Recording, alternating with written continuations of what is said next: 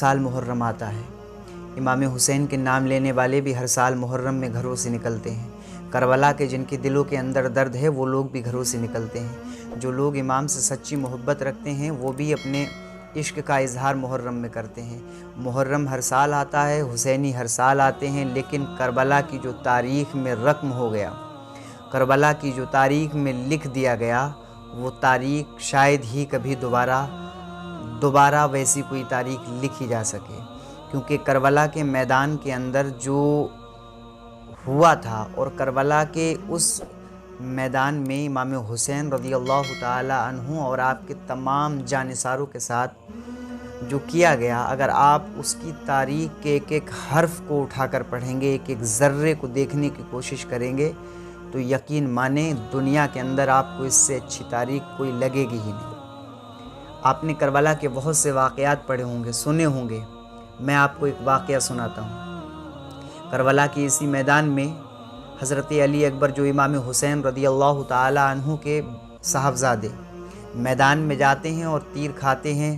زخم کھاتے ہیں، شہید ہو جاتے ہیں، جام کوثر پیتے ہیں، اپنے نانا سے جا کر ملتے ہیں۔ یعنی امام حسین کے صاحبزادے حضرت علی اکبر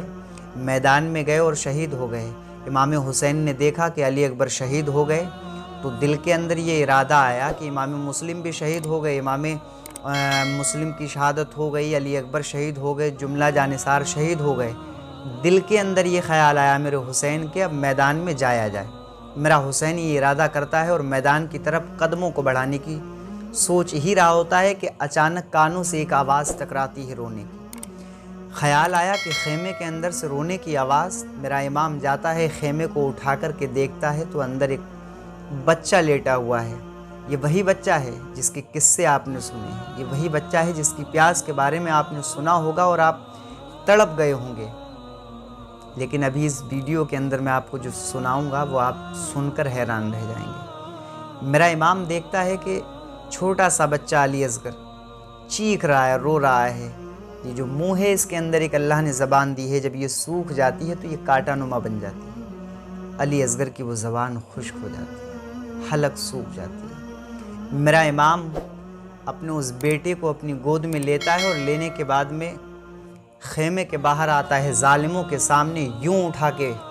میرا امام فرماتا ہے اگر امام سے دشمنی ہے تو نبھاؤ، اگر حسین سے بغض رکھتے ہو تو نبھاؤ، تیر چلانا ہے چلاؤ، ظلم کرنے ہیں کر لو، لیکن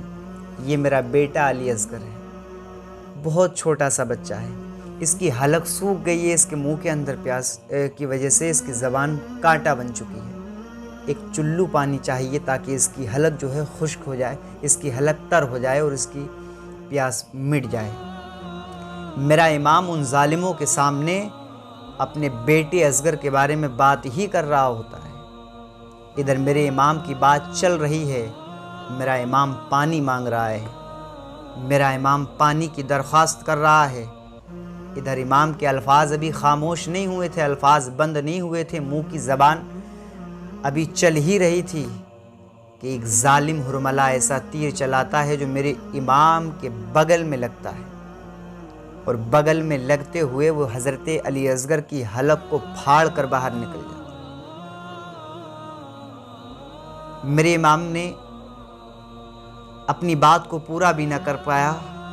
اور وہ علی اصغر جس کی پیاس کی تڑپ دیکھ کر آپ روک نہ سکے، اسے اٹھا کر باہر لے آئے، اس کی حلق کی طرف دیکھا تو اس کی آنکھیں میری امام کی آنکھوں کی طرف دیکھ رہی تھیں۔ یہ وہ نواسہ ہے اور اس نواسے کی گود میں وہ علی اصغر لیٹا ہوا ہے کہ جس کے نانا اگر حسین ذرا دیر کے لیے غائب ہو جاتے تھے نا تو تلاش کرنے کے لیے جب میرے آقا تشریف لے جاتے تھے تو فرشتے آتے تھے اور کہتے تھے یا رسول اللہ پریشان نہ ہوں، اللہ نے امام حسین کی پہرے داری پر،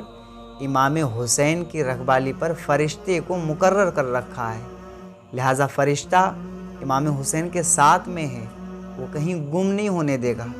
اب یہی کربلا کے میدان میں امام حسین ہیں اور امام حسین کی گود میں علی اصغر۔ اس علی اصغر کی پیاس اور اس کی شدت کو کس طریقے سے تیر نے چھلنی کر دیا، بجھا دیا گیا۔ امام کا دل کیسے پھٹ گیا ہو۔ یہ واقعہ آپ جب جب پڑھیں گے،